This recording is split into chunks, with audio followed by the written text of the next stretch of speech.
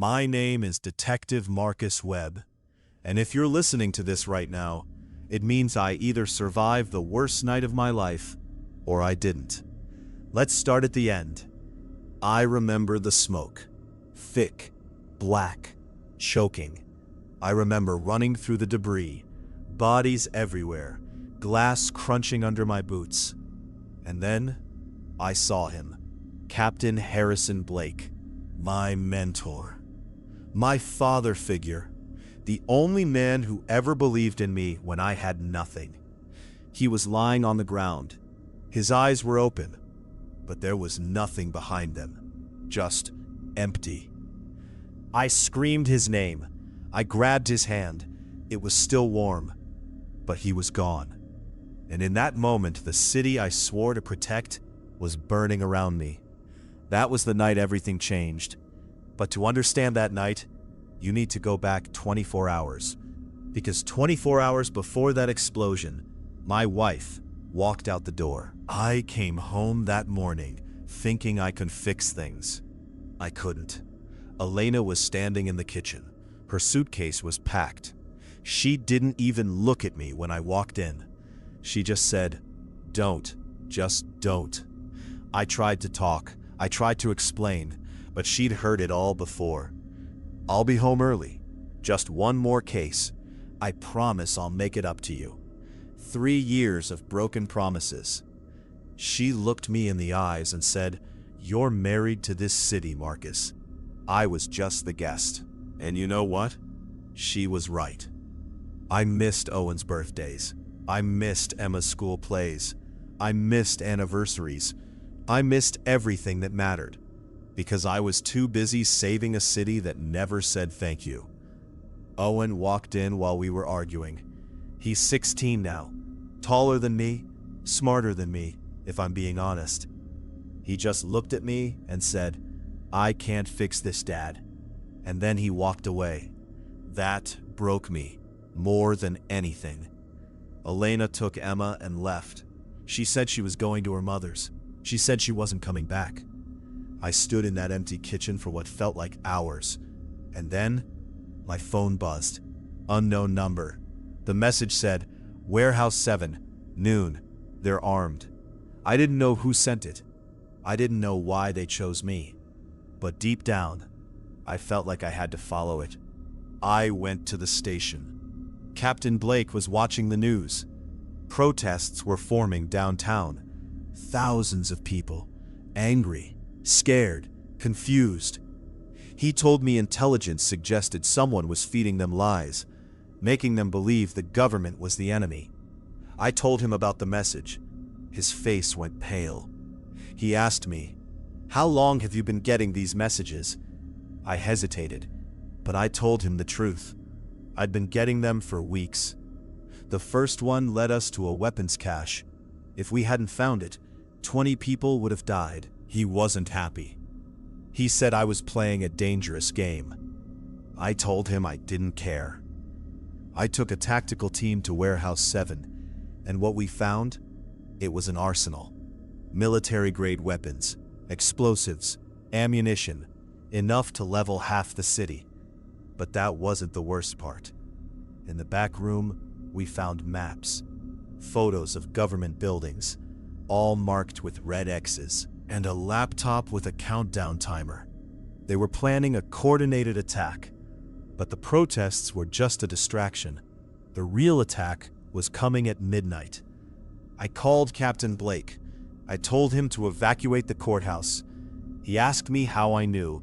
I said, "Just trust me." He did. We disarmed the bomb with 30 seconds left on the timer. 30 seconds. If I'd been 1 minute later, hundreds of people would have died. But I still didn't know who was sending me those messages. And that scared me more than anything. Captain Blake told me to stay away from the protests. I didn't listen. I took off my badge, I put on a hoodie, and I walked right into the middle of the mob. Thousands of people, chanting, screaming, holding signs that said, "Down with the government. They're lying to us. We want the truth." And the truth is, They had every right to be angry, but they were being used. I saw two men distributing pamphlets. I took one. The language was extreme. It wasn't just protest, it was incitement. I followed them. They led me to an old apartment building in a rundown neighborhood. I waited on the stairs for hours. Then they left. I broke in through a window. Inside, a media lab. Computers, recording equipment, fake passports, hundreds of fake IDs. It was a propaganda factory. I started taking photos of everything. Evidence, names, documents. I found a list of 3 foreign nationals who had entered the city with fake passports. And then, my phone buzzed. Unknown number. The message said, "Leave now. They're coming back." I froze. I heard footsteps on the stairs. I hid behind a desk. 2 men entered the room. They spoke in a language I didn't understand, but I caught the words. Tomorrow, explosion, the camp. They were planning to bomb the protest camp using a stolen government vehicle. They wanted to blame the government. They wanted to start a civil war. They left. I escaped. I called Captain Blake. I told him everything, and then I asked him, "Who's sending me these messages? How do they know everything before it happens?" He had no answer. But I had a theory. Someone inside their operation was helping me. But I didn't know who, and I didn't know why. The next morning, I walked into the station, and the energy was wrong. Everyone was gathered around a screen. My friend, my partner, Derek Foster. They killed him, in his own home, in front of his wife and his kids. He was 32 years old. I went to his house. His wife was crying. His kids were screaming. She told me they just walked in and shot him. No warning, no reason, they just killed him. I went to his father's house. An old man, broken, destroyed. He looked at me and said, "I told him not to join the force. I told him it would get him killed." I didn't have the words. I couldn't tell him that his son died a hero, because heroes don't come home. And I couldn't tell him that the protesters didn't do it, because he wouldn't have believed me. Someone wanted us to blame the protesters. They wanted to start a war between the people and the government. I knew the truth, but I couldn't prove it. Not yet. Captain Blake called an emergency meeting. The entire department. He laid it out for us. Tonight, they would bomb a government building, assassinate a public figure, blame it on the government, start a civil war. He assigned everyone their roles. I was responsible for capturing Elias Voss, the man everyone called John, the handler behind the entire operation. Captain Blake said he would handle the government building himself. I told him it was too dangerous. He looked at me, he smiled. He said, "I didn't ask for your opinion." I'll never forget his face in that moment. He put his hand on my shoulder and said, "I've always been proud of you, Marcus. Don't let tonight be your last night." And then he walked away. That was the last time I saw him alive. We found Elias Voss in a basement apartment. He was eating dinner, calm, relaxed, like he was waiting for us. I looked at him, this monster, this man who had destroyed so many lives.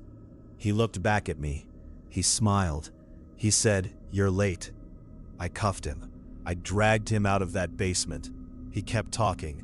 He said, "You think you've won? This is just the beginning. Tonight, the city will burn." I told him to shut up. He laughed. He said, "I've already won, because my goal was never to win. My goal was to burn everything down. And I've done that." I put him in the car. I turned on the radio, and then I heard it. All units. Multiple explosions. Government building. The courthouse has been hit. Repeat, the courthouse has been hit. I froze. No, no, no, no. I drove through burning streets, smoke everywhere, ambulances, screaming, fire. I ran to the courthouse. I saw the bodies, and then I saw him, Captain Blake, lying on the ground. His eyes were open. but they were empty. I fell to my knees. I grabbed his hand. It was still warm, but he was gone. I screamed. I don't know how long I screamed, but when I stopped, I stood up. I grabbed his radio. I looked at the burning city, and I whispered, "You won't get away with this." I called every unit. I took command. I told them we weren't losing this city. Not tonight. The city survived, but we lost so much. We lost Captain Blake. We lost Derek Foster. We lost dozens of brave men and women. But we also won. Because the truth came out. The protests stopped. The people realized they'd been used. They turned against the real criminals. The 3 foreign nationals were arrested. The Media Lab was exposed. Elias Voss was sentenced to life. But for me, the truth came too late. Because 2 days after the explosion, Internal Affairs called me in. They traced the anonymous messages. They told me the number belonged to a man named John Webb. My father. I hadn't seen him since I was 2 years old. I thought he was dead. He wasn't. He'd been working inside the terror cell for years. He was the one sending me those messages. He was the one saving my life. He was the one protecting me. But his cover was blown. They found out he was helping me. They killed him. 2 days before the explosion. I never got to meet him. I never got to call him Dad. I never got to thank him. I went to the evidence locker.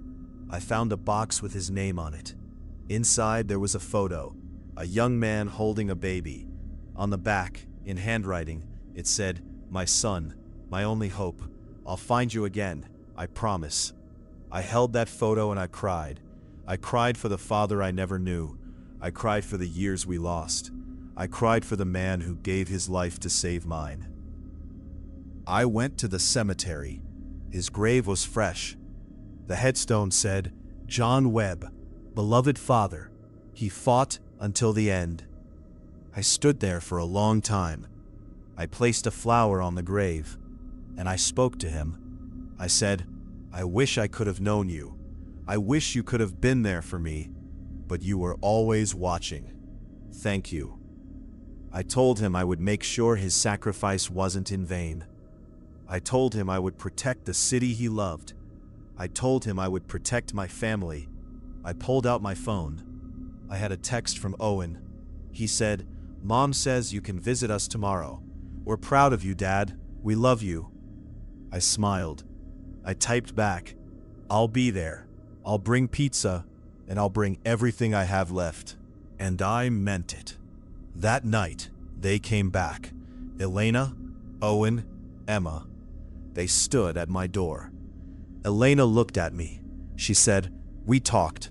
Owen convinced me." Owen looked at me. He said, "You needed a second chance, Dad. Everyone deserves that." Emma hugged me. She said, "I missed you, Daddy." I almost broke down right there. Elena said they weren't staying forever, but they were staying tonight, and that was enough. I spent my life chasing shadows. I thought I was alone. I thought I had to do everything myself. I thought no one understood me, but I was wrong. My father was with me the whole time, even though I didn't know it. My son believed in me, even when I didn't believe in myself. My wife loved me, even when I didn't deserve it. And Captain Blake, he saw something in me, something I couldn't see in myself. He used to call me the magician detective, because I always seemed to know things before they happened. But I wasn't a magician. I was just a man trying to do the right thing. And sometimes, doing the right thing costs you everything. I lost my father. I lost my mentor. I almost lost my family. But I'm still here, and that's what matters. So if you're listening to this, if you're out there somewhere, feeling lost, feeling alone, feeling like the world is against you, remember this: you're never truly alone. There's always someone watching, someone fighting for you, even when you can't see them. My name is Detective Marcus Webb. I'm a father, I'm a son, I'm a husband, and I'm still standing. This city taught me that truth is stronger than lies, love is stronger than hate, and hope always survives. For my father, for Captain Blake, for everyone who gave everything. I'll keep fighting, I'll keep protecting, I'll keep believing. Thank you for listening to my story, and please, don't stop fighting for what matters, because the war isn't over, and neither am I.